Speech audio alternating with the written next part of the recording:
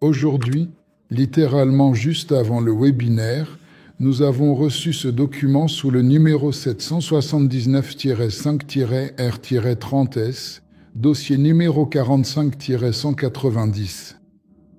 Il s'agit d'une conclusion sur la conformité de l'objet de construction ou de reconstruction achevé aux exigences de la documentation de projet mentionnée au point 1 de la partie 5 de l'article 49 du Code de l'urbanisme de la Fédération de Russie ou au modèle d'information.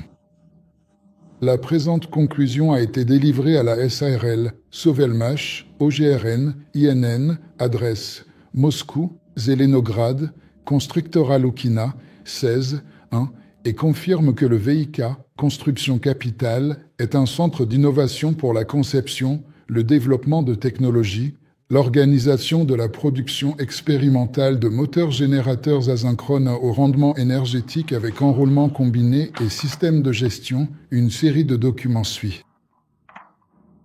Le début des travaux de construction est prévu pour 2021.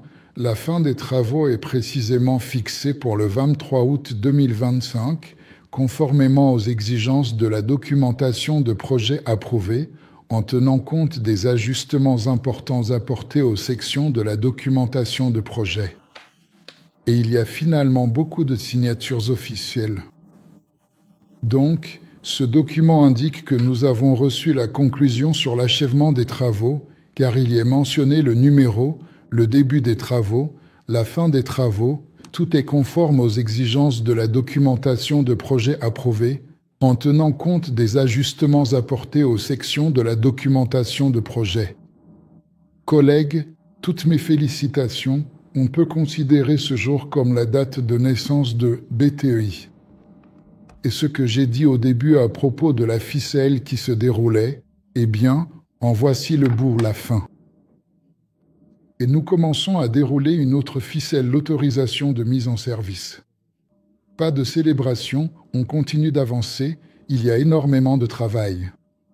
Ces derniers jours, l'équipement est arrivé déballé, installé, et maintenant on procède à son raccordement, à sa mise en service.